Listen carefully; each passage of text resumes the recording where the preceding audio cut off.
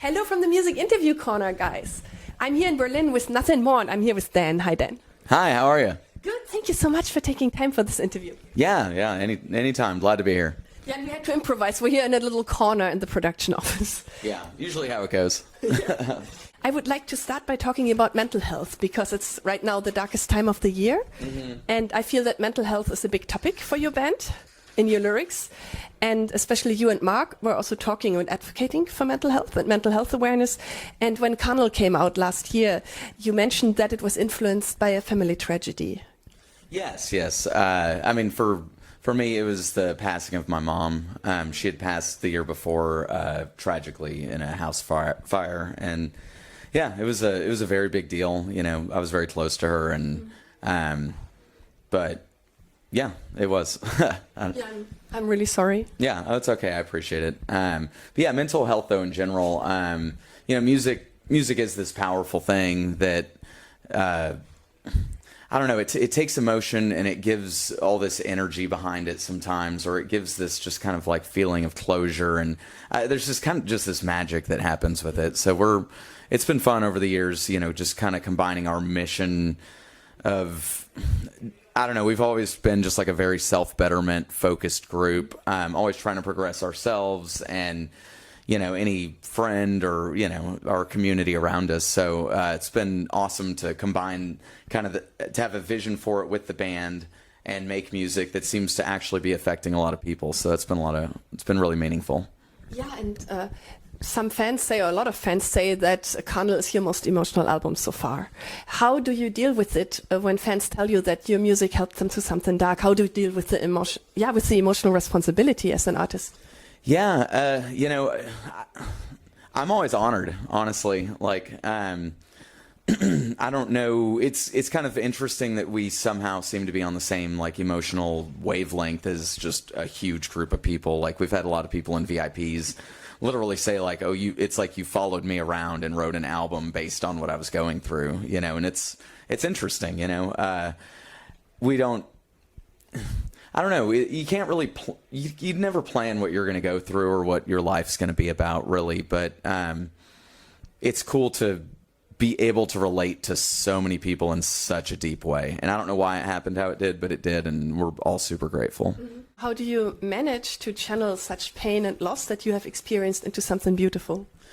You know, I think for all of us, that's just kind of how we were raised, you know, is to try to find the silver lining in things. You know, we understand that pain is temporary, and, you know, when something happens, it's those moments where you have the choice to, you know, either head in a negative direction or, you know, do the harder thing, which is either give, you know, a problem time or just like seek wisdom and guidance to try to pull yourself out of the hole. You know, you can either like self-sabotage and blame yourself and head into a dark pit, or, you know, try to find peace and a community to help lift you up. And I mean, there's a million options, you know, but yeah. So we're just always trying to, there's this great like biblical phrase, iron sharpens iron, you know, as one man sharpens another. And we try to be that for each other. We try to be that for our friends, and, you know, and we try to be that as a band in the music industry. So, yeah.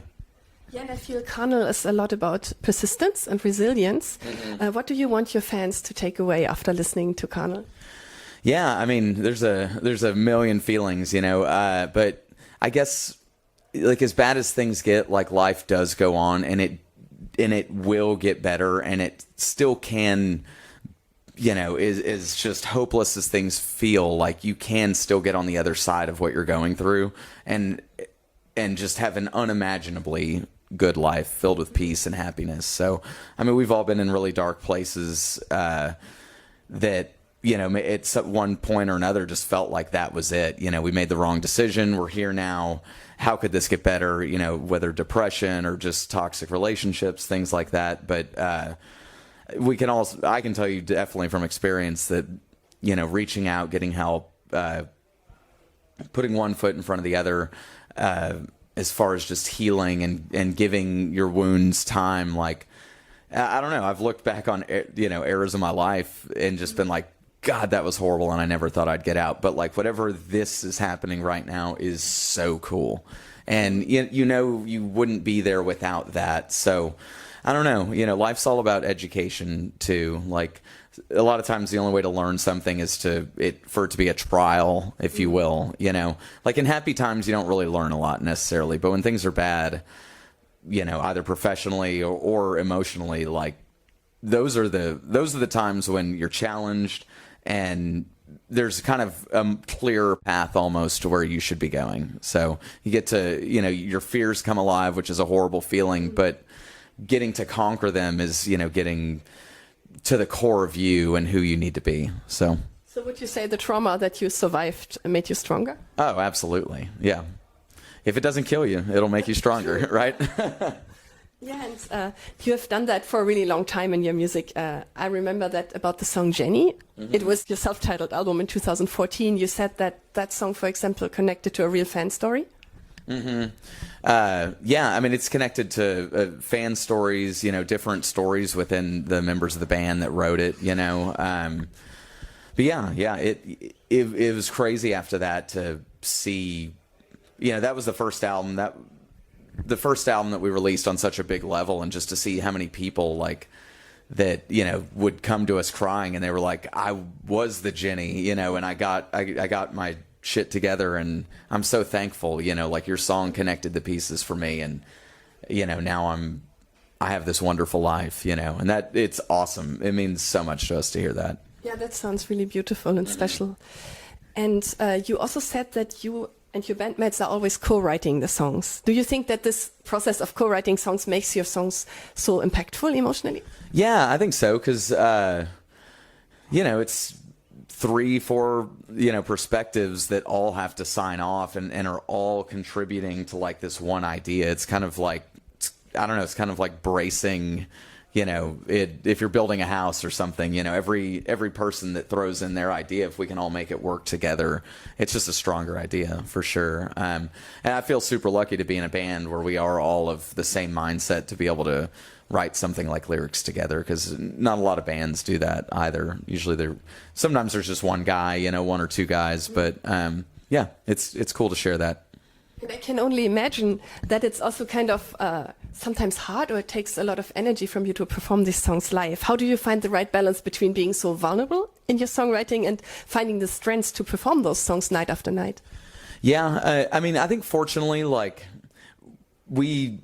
it just works out. Like, you can't relive the things that made you write the song. Like, you're not going to relive those night after night. Like, when you're up there, you know, there is like an emotion behind it, but it's not like, I don't think we could do it if you know, the same thing existed that created the song, because it's just too much, you know.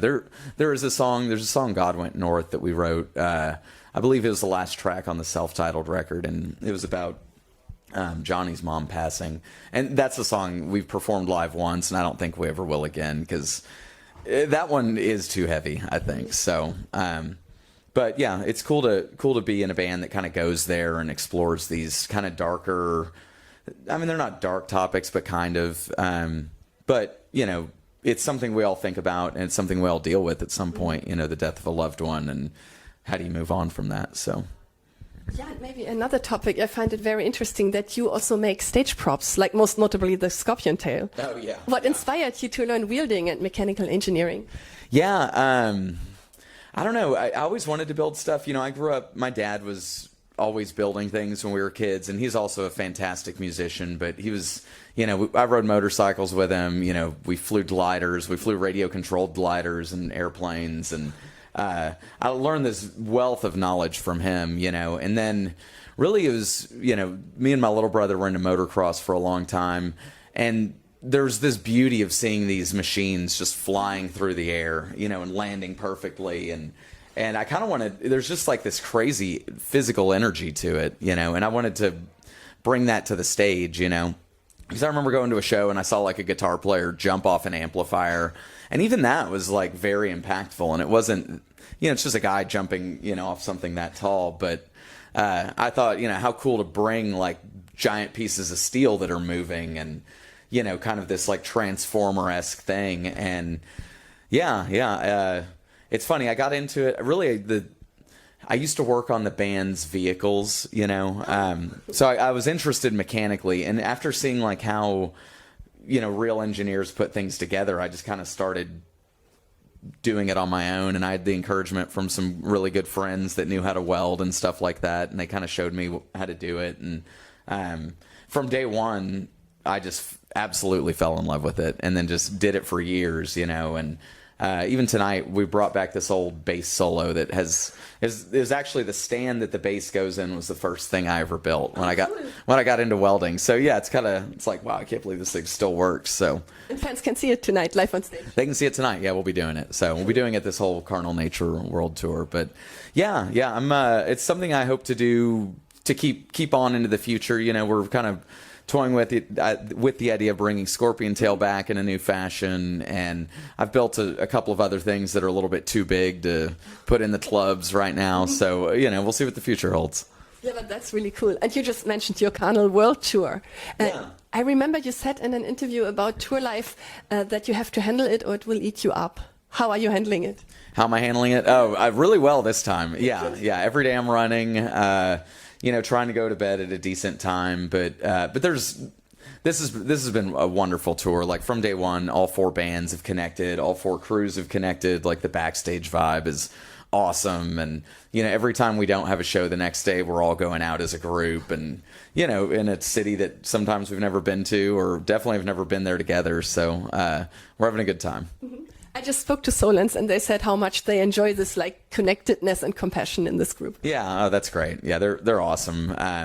We definitely, when we're headlining, the Anchor and Catch Your Breath, their bus was right next to ours on the ferry, and this was before the first show, and we all went and just kind of charged onto their bus just to start it that way, because so many tours you'll be out for 5 or 6 weeks and you don't even meet the headliner till the last week, or it's like the last week is when everyone starts hanging out, and it's like, nah, let's start hanging out from the first week.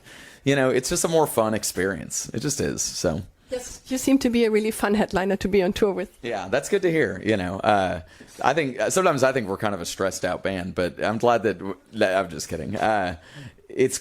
We're in an awesome place right now in our career and all of our lives personally, and I can feel that energy with my group, and it's cool to see it, pour over into the other groups. And I know that when a tour has a vibe, I feel like it pours over into the audience, and and when all the bands are good too, it just makes for an incredible night of music, and we're just stoked to be a part of that. So cool. And who in your band has the craziest like warm-up ritual for a show, like weird stretches or weird warm-ups? Oh, I mean, clearly Johnny. I mean, Johnny warms up his voice all day. He walks around with this like hilarious mask right now that it's a humidifier, so it's just like puffing, vapor into the air. And obviously he's painting now too, so it's a huge process for him, But the rest of us, we just crack our knuckles and then we're good to go. Is he a bit like Darth Vader? Like Darth Vader? Yeah, kind of, yeah. Luke, I am your father. Yeah. Who would be Luke in this context? You? Yeah, maybe. We'll just say me. And what's the craziest thing you guys have done together on this tour? Oh man, on this tour, or ever. If there's something more crazy in the past, you can also share that. I can't. It's so hard to like once you get asked the question, it's like your mind just goes blank, But I don't, we just came from Hamburg, and I'll say like our first time to Hamburg, for whatever reason, we all went out and just drank so much, and it just seems like every time we go to Hamburg, like there's always some sort of crazy party. But I mean, the venue last night was in the red light district, and Reeperbahn. Yeah, I know. Yeah, I just didn't realize that town is like born to party. So I guess it's just like the Hamburg vortex. It'll get you sometimes. So, but no, we're all feeling good today and ready to have a badass show. Cool. And what is the craziest or weirdest thing that has ever ended up on stage during a live show?